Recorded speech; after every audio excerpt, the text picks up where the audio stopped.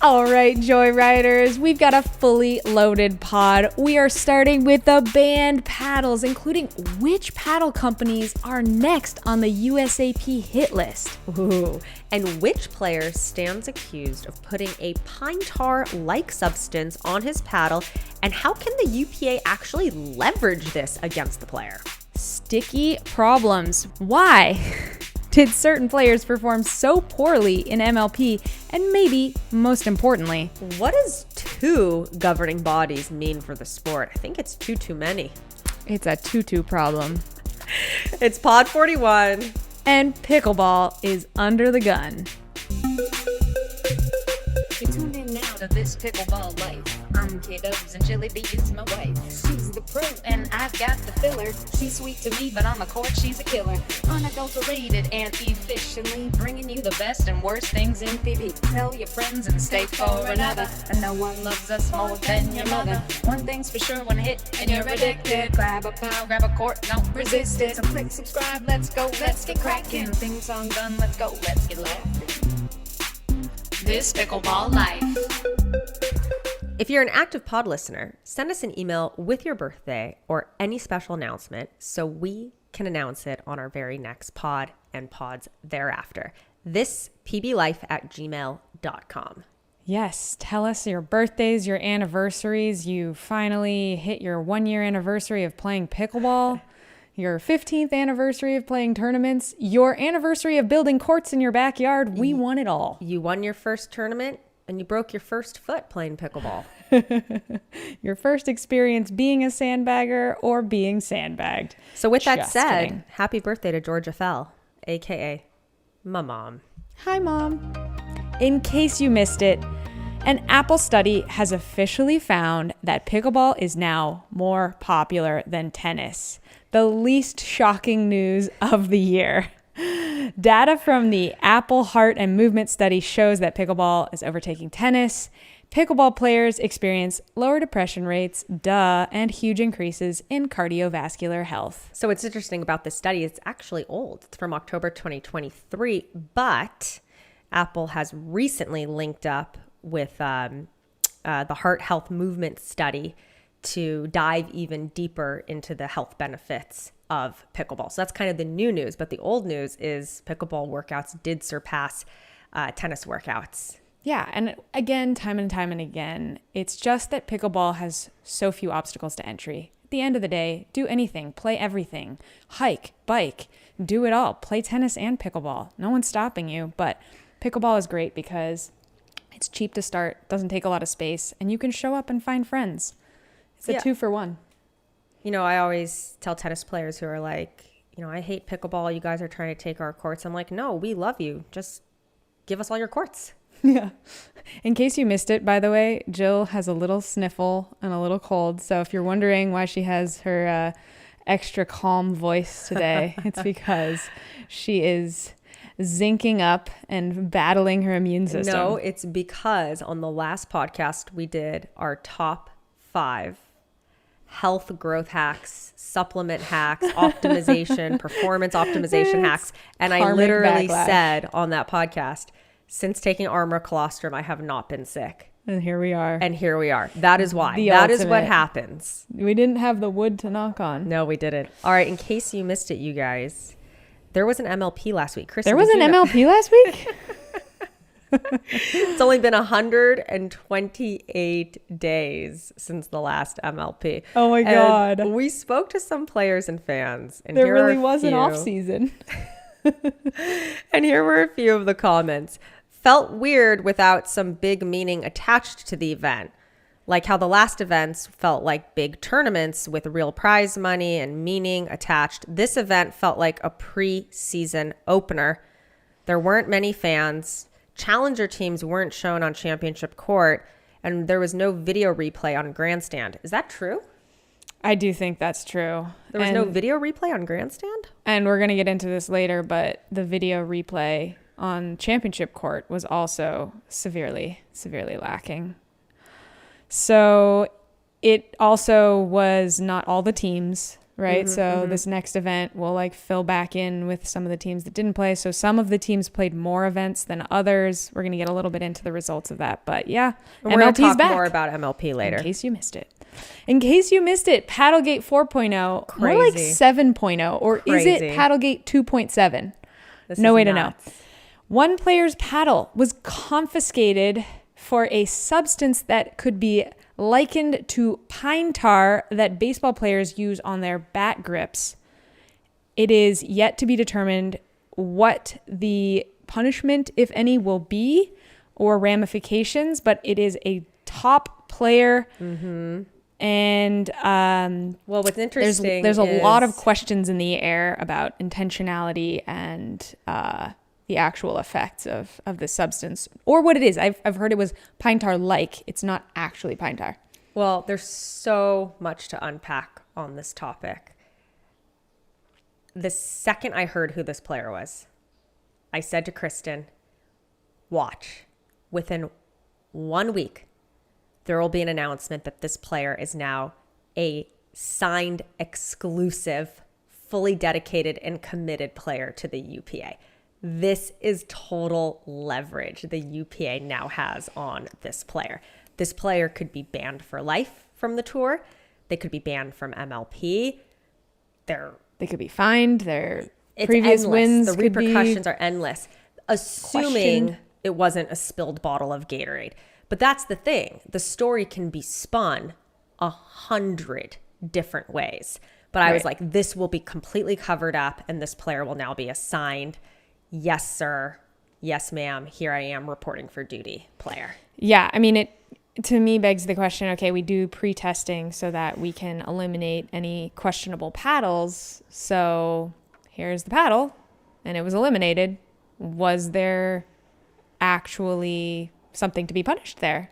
And I hope that this person wasn't cheating. I hope that, yeah, they used pine tar on their grip. Maybe some got on their paddle face. Like, I hope it was a Gatorade bottle, you know, like, again, I just can't help but feel we're going to see some news about this player being like signed. And I'm sorry, but every single tournament I've played, when the ref touches everyone's paddles, I'm like, what are they even looking for? I've never seen anyone have their paddle removed from play after a ref touched their paddle. So that's like the 0.001 beginning of testing in the world of pickleball. Like, how would a person think they were going to get away with this? That's what makes me so convinced that it was an accident. Because like, there's no world where someone would turn a paddle in, let alone enter that first part of a game, thinking that See, the thing with the Kristen, stickiness the thing with was Kristen, going to just get overlooked. the thing with Kristen that our joyriders need to understand is that we believe in others what we feel ourselves capable of, right? And because Kristen would never do absolutely anything in a gajillion years like that. She like can't fathom a world where someone who's already that good would cheat to get a 1%, 1 to 3% edge. Whereas I'm in this world. I see the Adderall being passed out like candy in South Florida. Like, I see the paddles being delivered in briefcases to players. I see players hitting lacrosse balls with their paddles to get it hotter quicker. Like, I've just seen too much in the past year to expect probably the worst in a lot of the players. Steroids. I've seen people on steroids injecting themselves. Like, yeah. You did start that phrase with, we expect in others what we expect in ourselves. So what are you saying, Jill? Yeah, I'm saying that I'm on steroids. Look, look at these muscles. Just call me Twiggy. I'm trying. No. By the way, Jill was looking awfully frail while I was eating for two. When Jill goes to tournaments, I like stress eat the whole time. We both came back, stepped on the scale, and we're the exact same weight, like zero change. As when we left. As when we left. And I thought Jill was So looking weird. like she was on a 90-day fast. So weird. Well, muscle weighs more than fat, so I guess I didn't lose muscle. All right, in case you missed it, your girl JILLYB went to Cincy and for the third time out of 3 took home a championship Sunday medal in women's doubles. That's 3 medals with 3 different partners, 2 golds and a silver. Interesting, too, that Simone made her first gold, I think, of the season twice. She made a gold in singles and in doubles. I'll fact check the previous APPs, but I'm pretty sure those are her first 2 golds this year. The week the Gen 3 was both released and removed. So we're going to get into that a little bit later. She had just started playing the Gen 3 paddle. She wins in singles. She wins in doubles. What's kind of funny about that match is we went into it with the strategy like, yeah, let's hit mostly to Simone. She's going to speed up really quickly. Emily Ackerman, with whom I played, just awesome counters. Really hard to attack. She can sit scorpion. She protects her left shoulder. She protects her hips. The plan was just like, let Simone kind of attack Emily or even me cross court. And the plan worked, but it worked for Simone. And you fed the beast. Yeah, we fed the beast. She was flying around the court, just ripping balls so hard, pulling balls from her bottom of her shoelaces. Yeah, looked like 2018. Yeah, she just looked amazing. So we had to switch the strategy, won the second game, and then third game was super close. I think we lost 11-9 in the third, and we had a nice little comeback going. Super questionable call. Yeah, well, that they she replayed. questioned her own call. Yeah, it was kind of weird. Like, so yeah, tell us about the different ramifications of calling your own call. Yeah, I was super annoyed with this in the moment. So Emily hits a ball down the line that we feel is in, and Simone calls it out. Simone calls it out and then says out, but I'll challenge my own call. Which means immediately I knew like wasn't going to work well for us, because to overturn the existing call, you have to have beyond any doubt that the ball is in, right? So it's actually better off if she goes out, gets overruled by the ref, then the call that goes to the truck is it's in, right? And they have to have reasonable doubt to overrule it as out. Does that make sense? Yeah, which begs the question, in the circumstance, she called it out and immediately challenged it.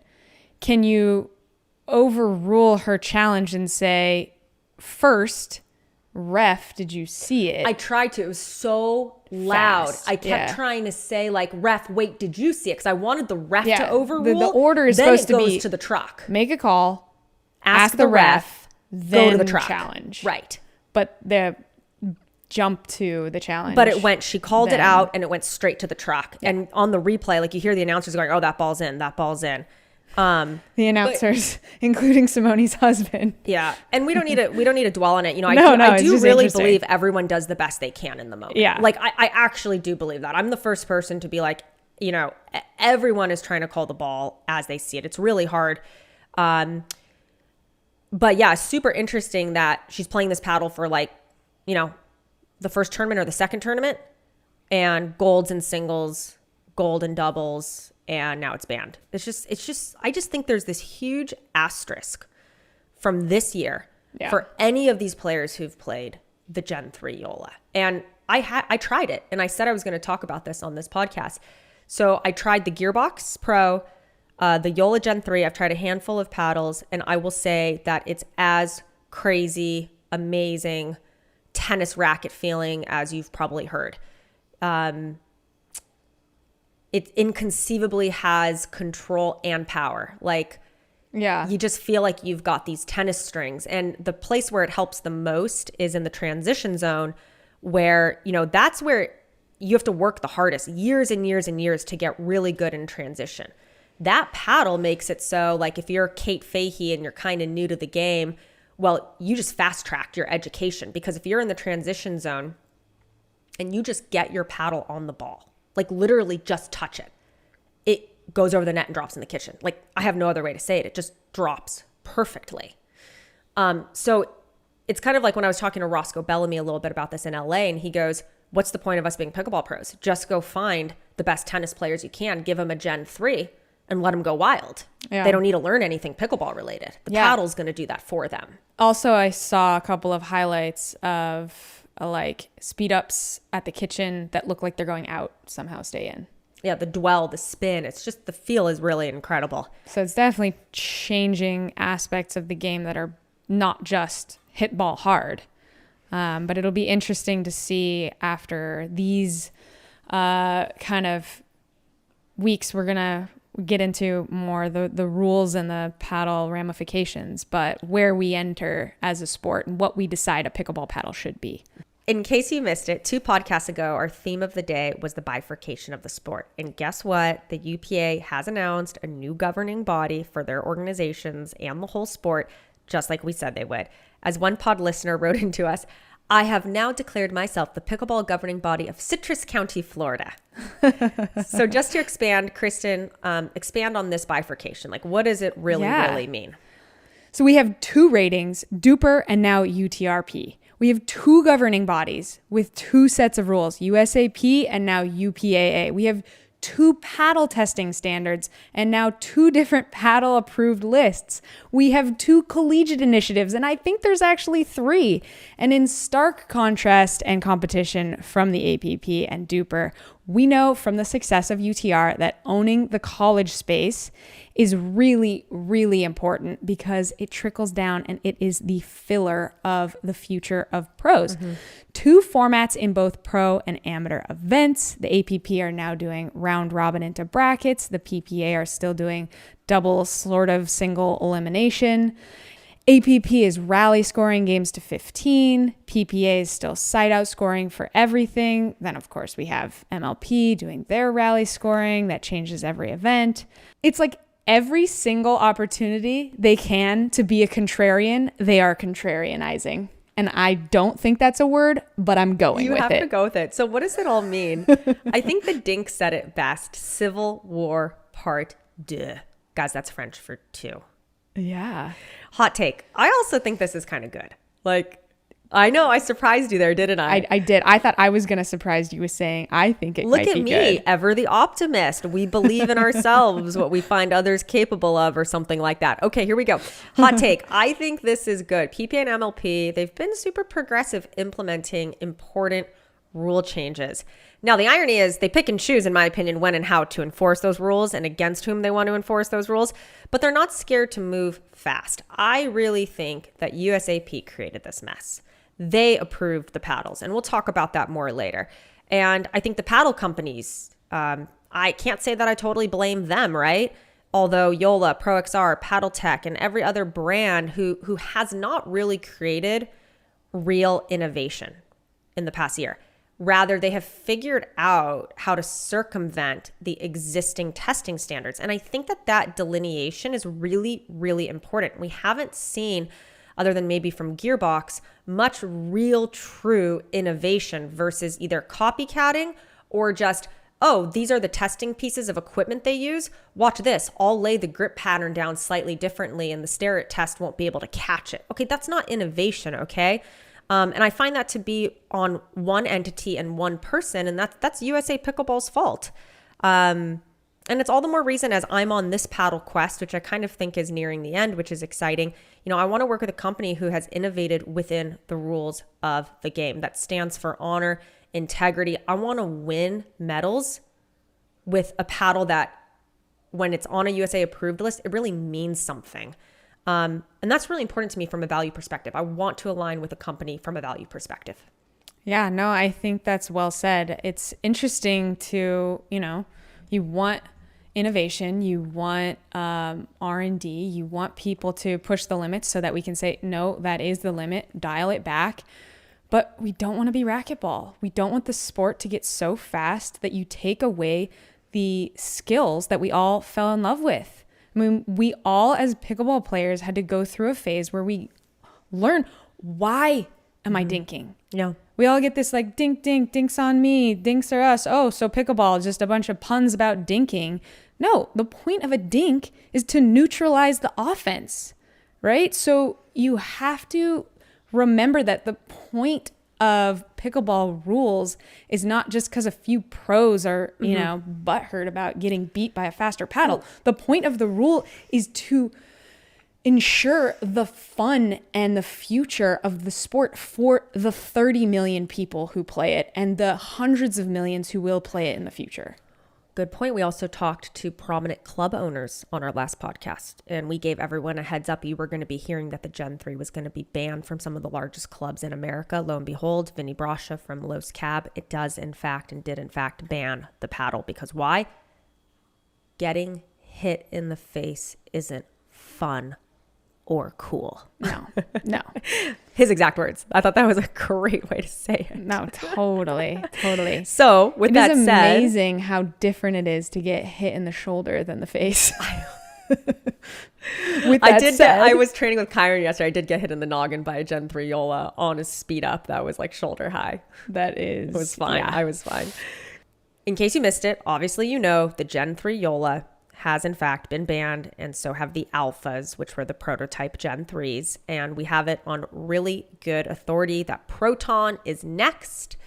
They are known for almost like a rubberized, very sticky surface, and Gearbox may be next. I did try the Gearbox 2 last week, the Gearbox Pro, and that paddle, I have nothing but amazing things to say, just like I felt with the Gen 3 Yola. Super similar, except a thin body, super thin construction, which makes it even like more maneuverable. So in some ways I was like, wow, the Gearbox is even cooler in a lot of aspects.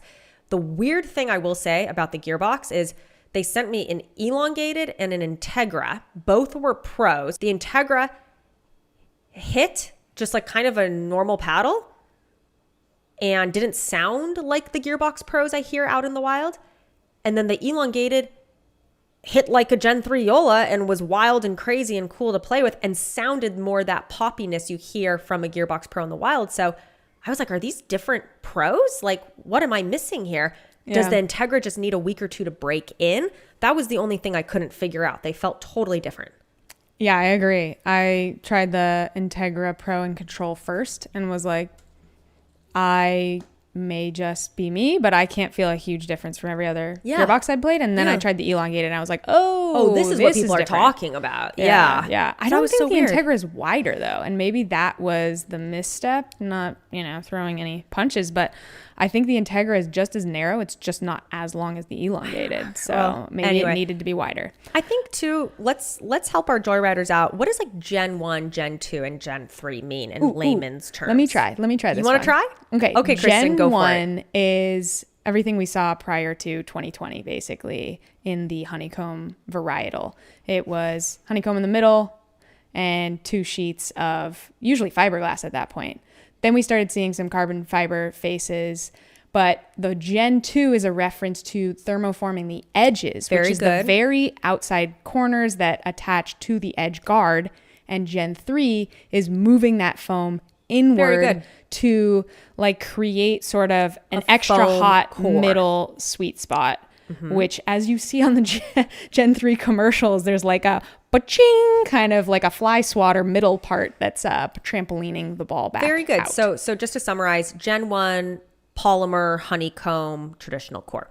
Gen 2, the foam injected walls and liner, thermoformed. So heat pressing.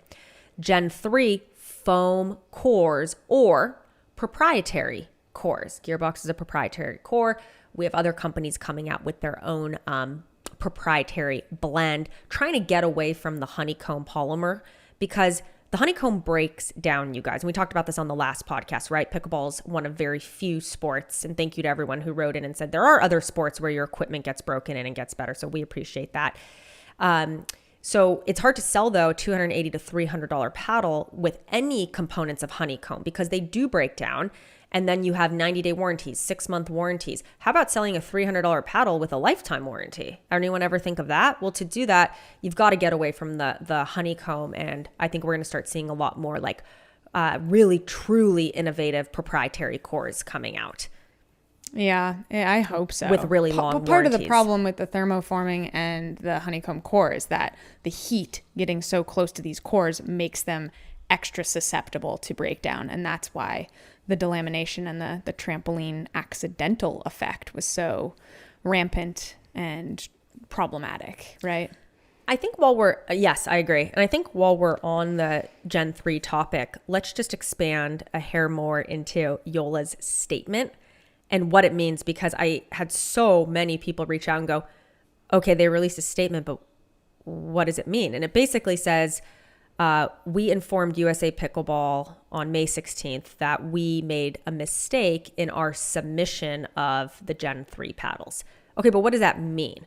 Well, they have to say that, because how else do you explain how hundreds of thousands of paddles have been produced that do not match, have no similarity to what you submitted? So you either say we made a mistake in submission, or you say, I just thought you were so dumb, USA Pickleball, that you weren't going to notice. that you would never notice this. And it is true, unless they have backup testing where they're like, okay, so you submitted this, we saw this paddle's okay, you released it to the wild. Unless you go into the wild and double check that that paddle is the original submitted paddle, you don't know anything. And Batch testing. It is inherently a difficult task, but it is what it is. That's the task. USA Pickleball's got to do batch testing. It's simple. Yeah, they got to go into a random Dick's Sporting Goods or Sports Authority and buy some paddles, and Or they got to say to online Yola, and check with 'em. every batch you produce, send me 10 from each batch. Every batch you produce, we're testing. Yeah. So let's hope that that's, like you said, the positive that comes of having two rules governing bodies is that they push each other to be more honest than the other. So will UPA ban the Yola Gen 3s? That's the question we're receiving the most. And the answer to that is I do believe they will. But there are, and we mentioned this on the last podcast, serious financial implications to e-retailers and wholesalers like Pickleball Central, who's closely partnered and linked to Pickleball Topco and Tom Dundon and UPA. Like, they've got stock. They're sitting on stock. They need to move those paddles. So PPA banning it right now is totally detrimental financially to wholesalers everywhere. And they're not going to do it. I think January 1st, we'll see a lot more stringent requirements, hopefully enforced on the UPA. But right now, I don't think anything is getting banned from the UPA. Yeah. By the way, you know what Ferg said? Got to give credit where credit's due. Ferg was like, I guess Yola is the new Volkswagen of pickleball, because Volkswagen was caught with those like fake numbers for miles per gallon, and then it turned out that like all these diesel engines were cheating the test. So I think what's going to happen is they're just going to say, hey, here's $280 of store credit, and they're still going to just have people, using their own fund money. It'll cost them like whatever, $20 a paddle, not $280, and they'll still have that many Yolas out in the wild. These things sold like hotcakes. The immediate day after the rule came down, I went to the courts and played against 2 Yolas, and you know what I did? I immediately took my thumbs and checked for crackle. I feel like that should be the new normal. Yeah, that's a good It's point. like at the very least, I deserve to test for crackles on all opposing paddles. And I think everyone else should do that too. Another paddle I tried this week was the Gamma Obsidian 13 and the Airbender. Oh, with yeah. the Shockbuster technology. I got to be honest, I really, really liked the Airbender. It felt like everything I loved about when I first started playing. I played a Gearbox Joey Farias blue, super thin paddle. And it was like so crazy maneuverable, but then you like couldn't reset a ball or really like do anything in transition. And playing with the Airbender was like the best of like that really thin, lightweight head. And then the forgiveness. pop and forgiveness. So yeah, no, I really liked it. It was fun. It was the most fun I've had playing a paddle since probably playing like the GRUVN Raw 13 over a year ago. Yeah, I feel like it's a really aptly named paddle too. Oh, I was like hitting crazy ATPs. the first like 10 cross-court dinks I hit with it, I was like, wow, I can really see like my ball spinning off this paddle and bending through the air. It was definitely the most bendable paddle, like for certain that I've ever tried. Yeah, it makes me wonder if you can hit an ATP from inside the court. I literally did. I was like, I've never done that before. I see Ben Johns doing it all the time, but oh man, are we done with In Case You Missed It? Yeah, I mean, if you guys have any paddles you want me to try, I think drop them in the comments. Send me an email. This is fun. Yeah, totally. I know. I think part of the paddle quest for me is realizing I just always want to be on a paddle quest. I just always want to be trying. It's the Sagittarius in me, I think. All right. So should we catch up on some personal stuff? We'll make it quickish. But we did have fun in Cincinnati. Fun fact, the Cincinnati airport is in Kentucky. So every time you drive into Cincinnati from the airport, your GPS goes through that sign and says, "Welcome to Ohio." I'm like, weren't we in Ohio already? We get out, immediately go to the courts, and Jill's going to throw on some pickle clothes. We open the suitcase in the parking lot. And what happens? And Kristen screams. And she goes, "Get over here right now." Oh my God. Oh my God. Oh my God. I say to her, "I know what you found in the suitcase." And can you guess? Toby left us a little secret surprise. That was still alive. A live lizard. And I am the lizard eradicator in the house. They don't creep me out that much. But The context when they're moving shocked fast you. and they're not expected. Yeah. So yeah, That poor lizard trap had that like lizard. an 8-hour journey from Palm Springs to Cincinnati. I hope there was enough And air. he is living his best life right now at Sawyer Park pickleball courts Yeah, in he's like, Cincinnati, rain. Ohio. What's rain? He's never seen rain What in kind his of life. desert is this? Fun fact, our host, thank you, Sally, awesome host. Amazing She host. said that back in the day, someone brought a male and female lizard from, I think, Egypt, and introduced lizards to Cincinnati in a very similar fashion. In this case, we brought just one. So if they're procreating, he found a local friend. We had a gentleman come up to me in Cincinnati. I wish I remember his name. And he said, "Thank you so much for the cat piss recommendation." The reference being ketone IQ, which we talked about on our last podcast, which has been my secret weapon during tournaments. He said, "Thank you so much for recommending it. My wife and I got it specifically for tournaments after listening to the pod. And I have Parkinson's, and I noticed a demonstrable decrease in my tremors taking ketone IQ. And I just thought that was So cool. amazing to hear, because we recommend products on our podcast that have actually changed our lives and helped us. So to hear that it could impact someone, especially on a tournament day, and especially like that was really cool. So thank you for coming up to us. And we love it when you guys come up to us at tournaments. Please don't stop. Yes, absolutely. So after Cincy, as we said, got the silver in Oh my God, women's. I hear Toby meowing and I'm scared. He's like wet, jumped in a pool, is bringing us something. Toby, bring the lizard. Is he Say hi purring? to the people. Is he purring? See if we can catch his purr on the mic.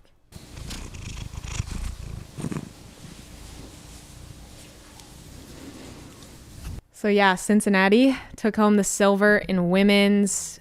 And then we went straight to Atlanta. It was my first time playing a championship Sunday, Atlanta. getting on a flight and playing 18 hours later. Yeah, so Monday, straight into mixed qualifying. With CJ Klinger, CJ the one, the Klinger. only. Carson. And that was a lot. He had been It was a playing with, lot back to back. Jack Sock and Leia and Jade Kawamoto on the New York Hustlers. Jackie. Shit. Let me rephrase. Try it again. He had been playing with Jack Sock, Jackie Kawamoto, and Oh yeah, Leia Jack and Jansen. Jackie. Yeah. That's how you can remember. On the New York Hustlers all week. And so Monday it was raining. So the games were to 15. And in a game to 15, like Anything. anything can happen. And like my nightmare is in these games to 15 when we play a guy like we did in our second round, whose name I wish I could remember, but he's like out there hitting the ball as hard as he can, playing tennis, flying around the court, like not pickleball necessarily. And you're like a little sleepy. You're a little bit off your game. It's a game to 15.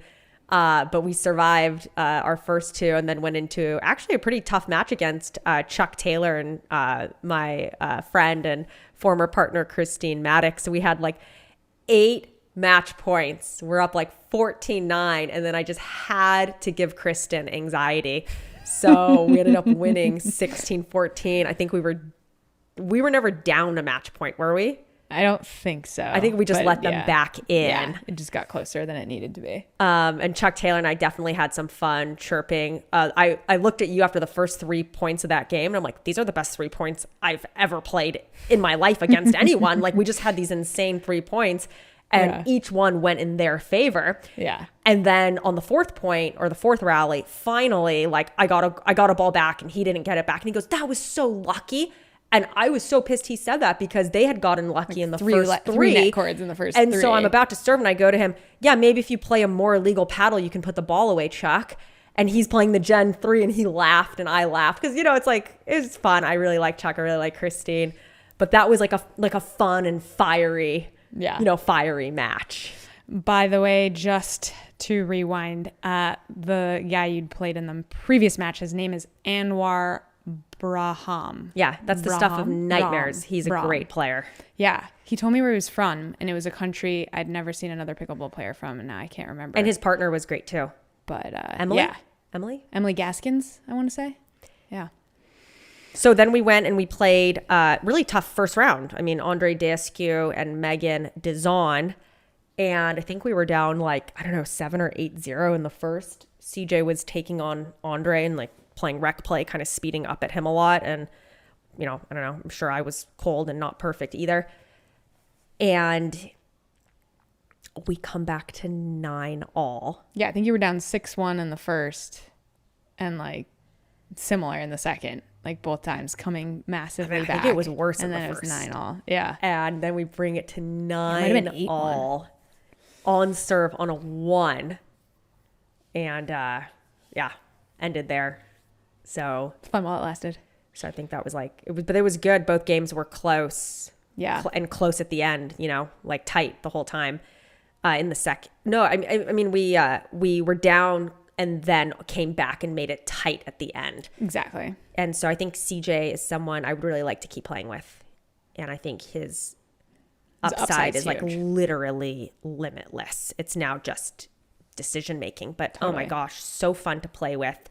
So good. Actually very fiery, quiet, fiery in his own way. Totally. Wants to win, super focused, great partner, just limitless upside. Yeah, and it looked like when he was playing with Jack Sock and Leia, it was a good fire match. Jack and Leia obviously get very animated on the court, and so is he. He's right there with you. He's right there. Yeah, totally. So total and gets excited when you do something good. Yeah. It's not just when he puts a ball away. He's just such a great kid, amazing family. Totally. And hope they're moving to Phoenix, so it'd be cool to play with him more and train with him since it's basically our backyard. Yeah. By the way, Atlanta. Wow, lots of rain. There's indoors, you're outdoors, you're indoors, you're outdoors. Wet Lanta is what I'm going to call it from here on I out. like it. No more hot Lanta. But thank you to our hosts, Dawn and Kelly. Amazing house, amazing hosts. And congrats to Kelly and our former host, Amy, on their... Did they end up with silver? Yes. And Amy and Jen, our former hosts, ended up with gold. We got to see a little of them playing, so that was fun. We went to the Mizuno headquarters. Yes. If you're not on video, I'm wearing a really fun Mizuno sleeveless hoodie. So if you're not watching, that's an interesting image to picture, the sleeveless hoodie. And had a really cool time with all the Mizuno sponsored athletes. So it was Christian Alshon, Leia Jansen, Riley Newman, Andre Descu, myself, Wyatt Stone. We did a panel for all the employees. They could ask us questions. We did some cool interviews, and they set up a court in their R&D room, and we did a little exhibition and played. It was super cool. Yeah. And I love seeing huge global brands like Mizuno, who've kind of perpetually been in golf and baseball and tennis, and now they're really seeing the value of pickleball and doubling down and investing in it, which is so cool. Yeah, no, it's growing rapidly in all of Asia, but Japan obviously being Mizuno's headquarters, and they are really betting on pickleball, which is cool to see. Super smart of Dave Dorsey too for pushing it forward. He's from Mizuno, heads up tennis and pickleball in North America, and Layla Taylor they just did an amazing job hosting us and putting it all together. Yeah. Super fun. hopefully see some of those photos soon from the photo shoot. So are we ready for the theme of the day? It's the theme of the day. Read between the kitchen lines. I see what you did there. I like it. Yes, there is a lot being said this week and even more not being said. So we're going to help you read through more of those lines. Obviously, we've gotten into a lot of it in our In Case You Missed It already. So hopefully this isn't too reiterative. But yeah, where do you begin? Before we get into reading between the lines, I do want to mention Rainstorm just released 2 awesome new flavors. Did you see mango and strawberry apricot are now officially out and about? So look for those on your shelves. Wow. We've loved their other new flavors, citrus zest, which is grapefruit and orange, and what is it, guava strawberry? So good. So exciting to see them keep expanding their flavors. Still waiting for my lemon lime. I would love to read the UPA's statement, or if you could pull it up. UPA of America. Let's read the statement they made announcing themselves as a global pickleball governing body. So UPA of America, UPAA, announced as global pickleball governing body under the United Pickleball Association to protect, grow, and champion the sport at all levels. They go on to say pickleball is America's fastest growing sport with a 52% increase in participation from 2022 to 2023, 33 percentage points more than the next fastest growing sport. With the rapid growth of the sport and all of its related factors and industries across integrity, professional play, equipment, manufacturers, rules and regulations, and more, the need for a nimble, forward-thinking, and proactive governing body has arisen to protect, grow, and champion the sport of pickleball. Read, Kristen, USA Pickleball is not nimble, forward-thinking, or proactive. They are not able to protect, to grow, or to champion the sport of pickleball globally. I mean, that's basically what it's saying to me.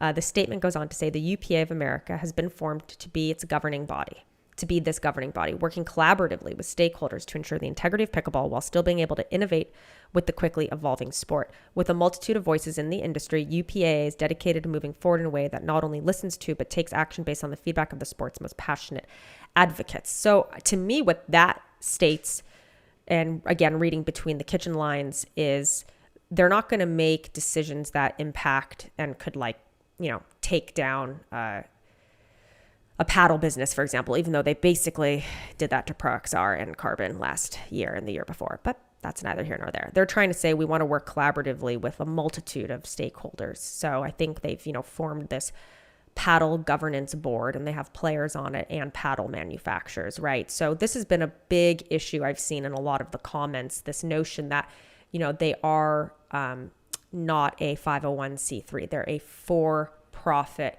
privately held organization. And so they're going to make decisions with that in mind. With that in mind. Not. Yeah. I mean, they named Jason Aspies publicly now the president of the UPAA, which theoretically looks like they're bringing in a neutral third party to run this ship.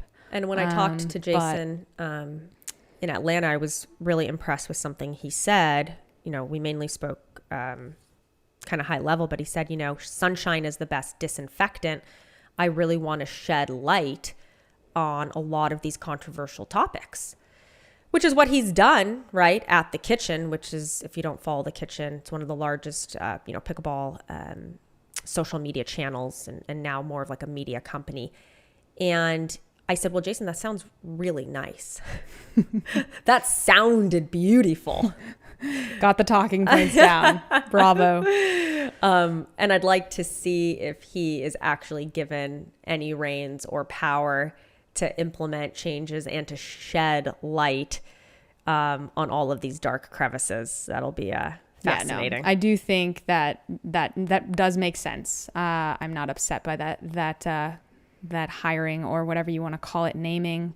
I do think one thing is for sure about Jason. He is a diehard. He is a zealot. He is he knows all the stuff, which he's responsive. I think in a lot of the hiring, what's been tough in all of these entities, be it APP, PPA, or MLP, is finding qualified candidates who already know all the stuff about pickleball. And they're not like, okay, day one, let's catch you up on all of the politics and all of the history of this sport. Jason definitely already knows all of the ins and outs of the game. So one thing I did want to mention from his post was that he said, at the top of my agenda was to get paddles under control. I know it's not going to be easy, but on my first week on the job, the same day I was announced,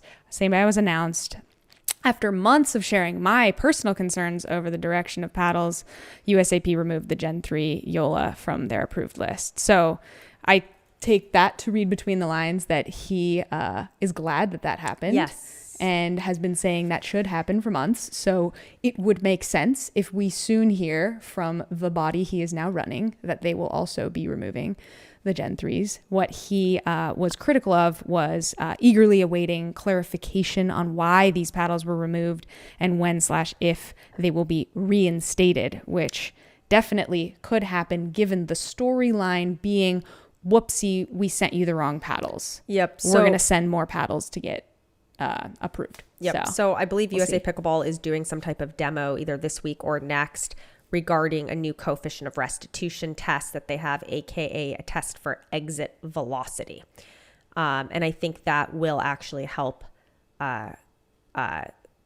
clean up quite a bit of this mess. Right. Because if you just have an exit velocity test, it's just how hot is the paddle? How hot's the paddle? How fast are these balls coming what's at my the face? core made out of. Yeah. It's not, is this delaminated? Is there crush? Is there this? Is there that? It's just how fast is a ball exiting that paddle?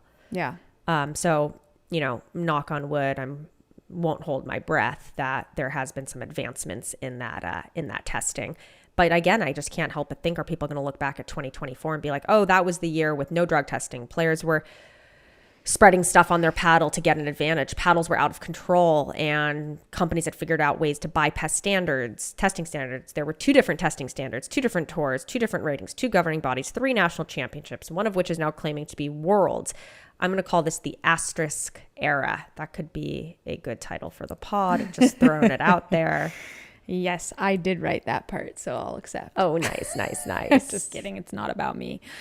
But yes, it definitely feels like a turning point in the game. And let's just hope that competition breeds excellence. Yeah.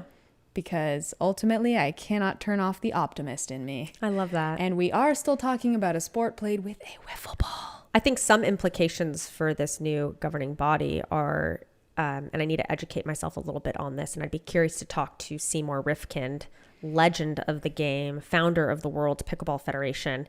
There has been so much work in the past year to merge the IPF with the WPF, 2 international governing bodies, and they put a lot of egos aside and worked together to merge for one real reason, and that was to facilitate pickleball entering the Olympics, because you have to have one recognized international governing body along with a multitude of other factors you have to hit to be considered for the Olympics. So how does the UPA, now having its own governing body, challenge WPF's authority, if at all? Yeah. And how does that affect pickleball entering the Olympics? And I'm just talking out loud. I have done no research on this. Yeah. It makes me wonder, what countries are going to decide on their own rules. I mean, it was only a couple years ago that the RNA in England and Europe and the USGA in golf merged rule books for 100 years. They were just sort of the same sport, but had a few different unique rules. And will we start to see 70 different rule books in pickleball? Well, one thing that's interesting too is when people say, oh, this is so bad for the sport, the UPA having its own governing body, because USA Pickleball is a 501c3. But then you have to look at, well, why does a 501c3 that's in charge of creating rules and setting standards have an official paddle, the Owl paddle, an official ball, the Franklin ball? Why are they running events and tournaments? There's a lot that they do that I'm almost are you going out of your way to appear as though you have a conflict of interest? Yeah. The paddle and the ball definitely is sus. I can understand them running a national championship, but it is definitely up for debate. You approve equipment. How do you double dip in equipment? Right. You shouldn't be making money in the thing you're enforcing the rules for. It makes no sense. I maybe I'm missing something because that's just so flagrant to me. Yeah, no, that definitely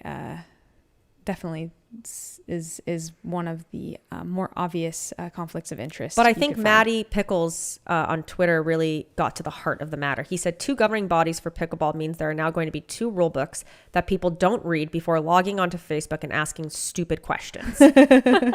Matty, always one step ahead.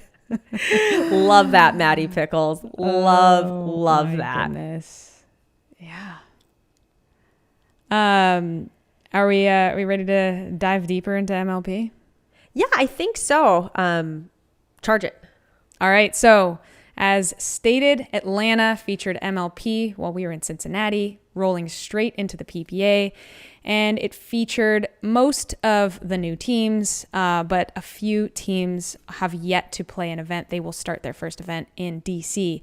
But the high-level reminders, as we mentioned, it had been 128 days since the last MLP in San Clemente.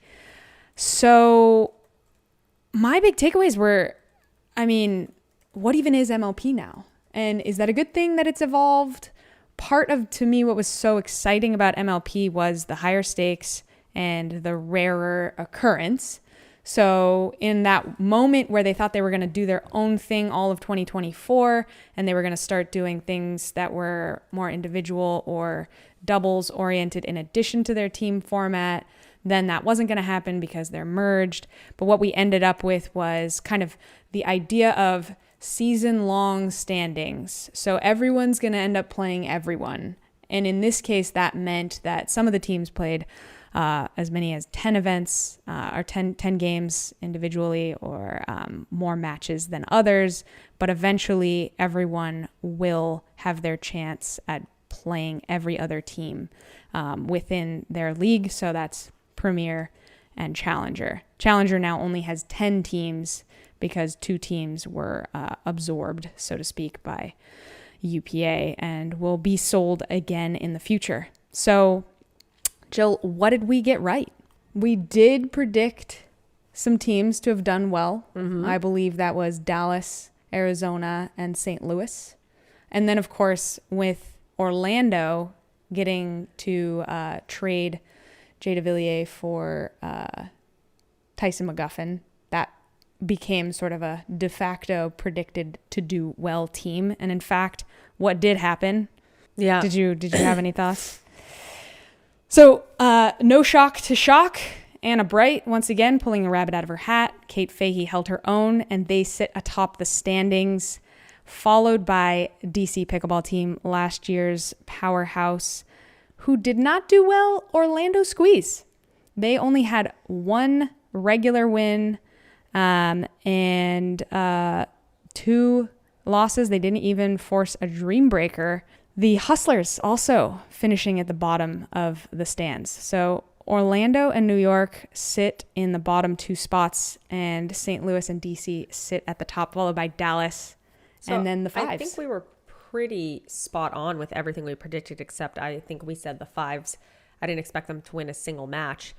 It's one of those things where you're so close to being right, yet you're totally wrong because they won all of their matches in a dream breaker.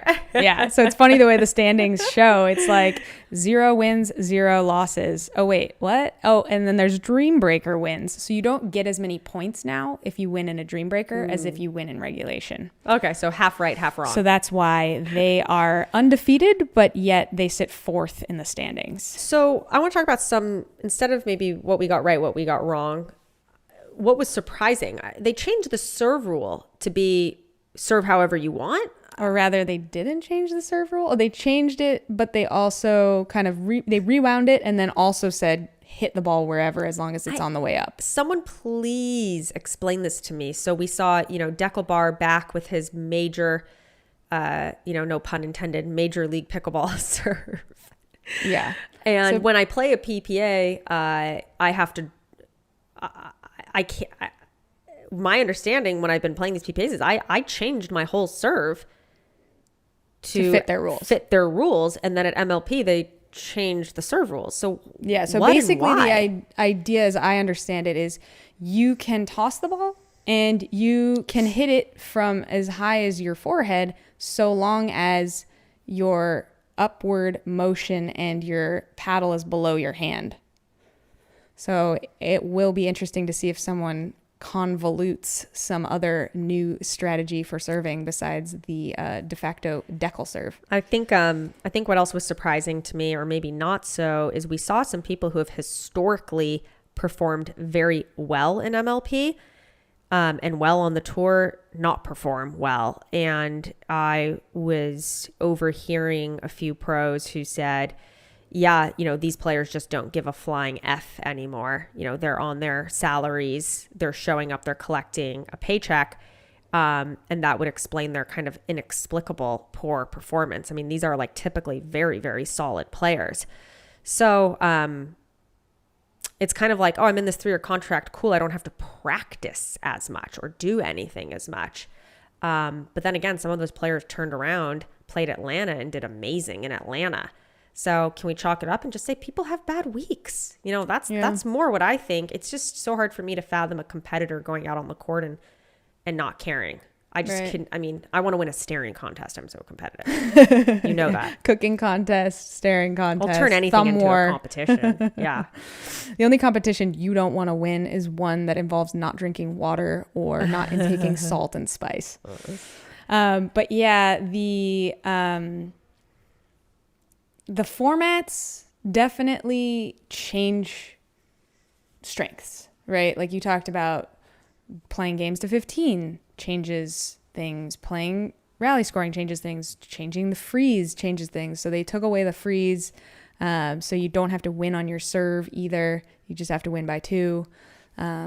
So it definitely changes a little bit of the comeback queens or the playing under pressure type person. And then also, again, just taking away the enormity of the biggest checks ever and the most meaningful event ever into just like, all right, let's get the season started, go play our game. My advice for team owners in this weird world where everyone's on these multi-year contracts and they're just collecting their,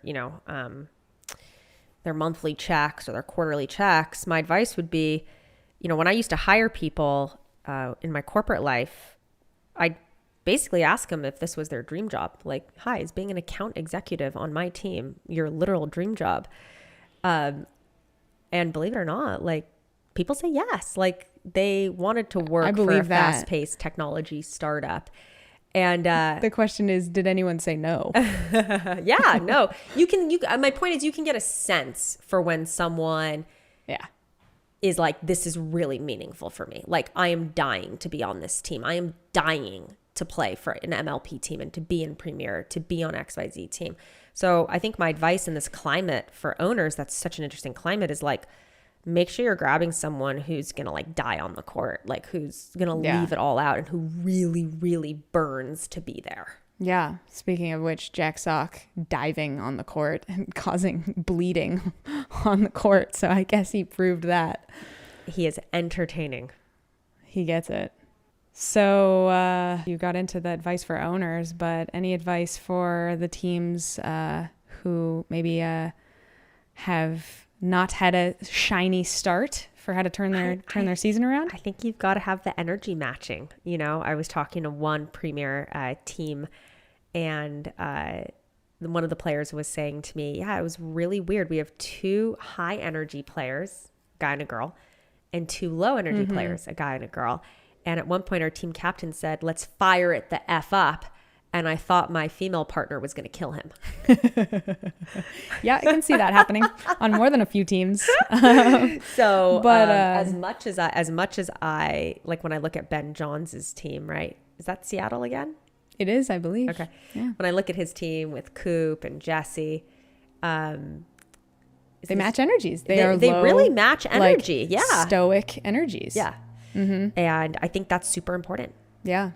So for anyone who wants the facts, this year what they've decided is every 2 events, teams will have the opportunity to waiver wire and make trades. In other words, offer a player to be picked up and dropped from their team and have the ability to trade. And I also think you can offer money with trades, as we saw with the Tyson thing. I think that was a $50,000 trade of hands for Jay DeVilliers and Tyson. So should be exciting to hear what goes down after DC. Who makes a change? Up next, we have New York. It is a major for the APP. We are supposed to leave tomorrow, Tuesday the 21st. I'm supposed to play with Andre Daescu, but also maybe not. And more on that later, and bonus points to whoever can connect those dots. Regina Goldberg. Super excited to play with Regina. Wish she was playing the Gen 3. That's the thing. You want your partner to have it when they're on your side. You don't want your opponent to have it. But obviously APP goes by the rules of USA Pickleball. And then on Sunday, there's this really cool event called the Shuffle, the first ever APP Shuffle, where you're really determining the best female and the best male player on the tour because they're shuffled into 4 different pools, and you play with different partners, and you try and make it out of each of your pools to be crowned the best female or the best male on the tour. I think that is so fun, and it's going to be on Fox Sports 1 on Sunday. So really exciting. Hopefully, I'm in that final pool. Yeah, the best adjuster, the best partner, the best chameleon ability to bring out the best in your partner. Yeah. So it'll be just gender doubles for women and gender doubles for men. Makes me wonder, will they later in the year do one shuffle that's just mixed? That could be cool to see as a separate event at some point too. So fun. Yeah. So I wonder who you'll end up playing with. We have a really quick Dear JILLYB. So Dear JILLYB, should I slice my returns? I'm coming from tennis. Someone told me that I shouldn't. I'm a little confused. I love this question. So if you look at pickleball 2, 3, 4, 5 years ago, it's kind of fun. It looks like a totally different game. A lot of people are slicing their returns. But now with paddle technology and the dwell time increasing on the ball, if you slice a return, your opponent has such a fantastic opportunity to do what with it? To rip it with topspin, right? They're going to keep the continuation of that slice spin going. So if you visualize backspin flying through the air, you want to give it what? Slice? No, you never want to slice a slice. That's like a cardinal rule in pickleball. So if someone's going to give you slice, you want to give them back topspin so that spin continues on its trajectory and it's amplified, right? So you're going to hit this even harder with more spin because you're using the spin they gave you. So I love it when people slice a ball. So someone that used to have like a really hard slice was Pat Smith. I think he's kind of toned that down a little bit, realizing, oh my gosh, I'm handing my opponents a gift on a silver platter and they're going to rip this ball 1,000 miles an hour with a ton of bend because they're going to use my spin. So I'm not saying you should never slice your returns, but I think if you go and you turn on any pro pickleball right now, you'll see a lot of people have developed it's kind of a flat ball, maybe like with a touch of topspin. So something that they're not swinging very hard, they're moving through it, and they're buying time to get to the kitchen line. So really, what kind of return should you hit? You should hit any return that buys you time to get to the kitchen line. I don't care if it's high. I don't even care if it's short. You just need the time to get to the line, and you should do whatever is most comfortable to you. But yes, I would not recommend a huge slice return. Right. So obviously high and short is not ideal. No, of course not. But better than trying so hard to hit it deep that you hit it in the net. But would you say the order of importance is I don't want you to deep? hit it fast. I don't want it to be fast. I want it to be slow. Okay. I want you to feel something so that more of a floating deep return. I've returned the ball, the best I've ever returned the ball in the past 3 weeks after St. George when I couldn't return a single ball in the wind. I went and saw Scott Crandall, amazing coach in LA, Orange County area. And he said, you are swinging so hard at your returns, Jill. What are you doing? You're like swinging at them and then you're stuck in place and you have to sprint. Could you just swing as slow as you can and hit it as deep as you can. Which is funny because it's so often in sports where you hear back something you kind of already knew. I know. But you just need the reminder. Coaches and need coaches. If you watch back the returns video we made, that is basically what we said. Kind of the plow through it, body moving forward, nothing extremely fast, just mass meets mass, right? Yep. And of course, visualize a target, my favorite. But yeah, it's the same spin rule that we talked about with dinking, right? Yep. Someone slices a dink, give them top spin back. Or nothing. Yep. Yeah. Don't slice a slice. What happens when you slice a slice? The ball climbs. You're trying to reverse the spin. Yeah. You have to work really hard to do that. Yeah. So you're working harder against the energy of the ball.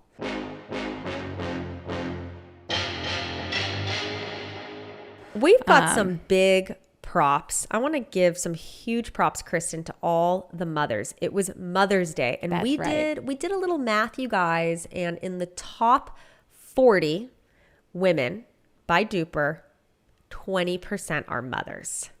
That's amazing. What a cool sport that we have that kind of staying power after you have some great kids, and how cool to grow up watching your mom play a pro sport. Love that. So happy Mother's Day to all of the mothers on the tours. I can barely feed, clothe, and transport myself to events. In fact, Kristen has to do the majority of that.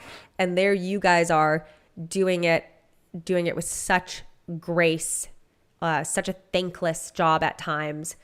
And you're out there winning medals. Yeah. Hey, maybe your sister's going to be in that group soon. Absolutely. She plays a few events. So we got some big props, not just to the mothers. Yes, of course, the gold medalists, Simone and Allison Harris. I believe mothers. both are mothers. And to Brandon Lane on his first gold on the APP. I didn't get to see it in person, but I watched it after. I do not want to see that guy on the other side of my court. He is looking so good. Yeah, he's doing a really good job since the last time we saw him in person of raising his floor and simplifying his game.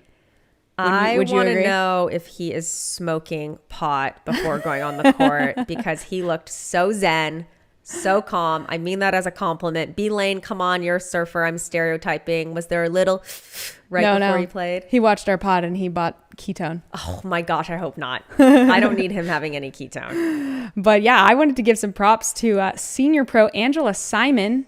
I saw her playing against Lee Whitwell and Jaime Onsens in their gold medal match in Cincy. Then she was on our flight to ATL, and then boom, she was in the quali brackets for the regular mixed doubles and took down some young guns and almost won her second. Wow, go Angela. Lost 13-15. So props to Angela. Also, like we said, props to Kate Fahey, living up to the Rabbit and Anna's hat expectations. She definitely held her own, as well as our favorite Eva Radzikowska playing for the Pandas. She was in the top 3 of the standings. And Rachel Retker, getting back on a team after not being drafted season 2 of last year. She's back on the Bay Area Breakers, and she was at the top of the standings individually as well as her team, going 10-2 in her matches. And then followed that up in Atlanta, taking down Zane and Lina with Yates Johnson. Love that. So Ray, congrats. On the up and up.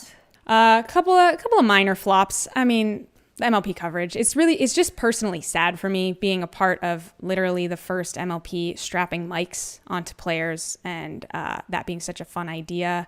Really bringing the entertainment value, and the first one we had that camera on a slider overhead view, like trying to really push the boundaries of the production value. And this was like the bonus court coverage at a PPA. So just sad. And the line calls, I mean, I just don't understand how much extra cost there is to have those extra 6 cameras on the lines. Obviously, it must be $2.5 million because I just don't see a logical reason why they don't have line call cameras with high resolution. Like, it exists. Do it. You've had it in the past. What's the holdup? So, is the PPA just trying to kill its new bride? I don't know. Too harsh. No. Wow. What a great line. Go, Kristen. Yeah, go. this flop, just, A little bit surprising to see Zane go 0-6 on the team that is undefeated on the New Jersey Fives. So his team didn't lose, but Zane didn't win. Also, Paris only won one match, going 1-6 with the squeeze. So obviously one of those ones was Dreambreaker. I don't know how that math works, but I'm just repeating what I saw. So I would expect to see them perform better in the future, but obviously that's what happened. Any other flops on your radar? We try and keep it positive up here, but worth mentioning. I'd like to say big props to the APP. The ESPN coverage just continues to look absolutely amazing. It was kind of cool in our Championship Sunday match against Allison Harris and Simone Jardim. Jenny Klitsch, the commissioner of the APP, came up to us right as we were beginning the third game. And I was like, sweating, talking to Emily about strategy. And I'm like, what's the commissioner coming up to talk to us about? And she goes, hey, I don't want you to be surprised, but at noon, the coverage is going to switch. So we need to take like a little break. ESPN's going to cut us off. But who knows? They also might extend it. This is a great match, but that's a long shot. And they extended it. They actually postponed good old American baseball by 27 minutes because our match was in a third and they thought it was good television and it was exciting. Yeah. That was really cool. Really cool. I mean, America's pastime, baseball, being superseded by America's fastest growing sport. It really makes sense if you think about it. So that was Pod 41. I hope it was fun. I was going to say that. Sorry. But we have another opportunity because we're going to do the intro. All right. Don't forget to email us thoughts, questions, drop it in the YouTube comments. As always, pickleball, you guys, is joy. Don't let anyone tell you differently. We out. We out. This Pickleball Life.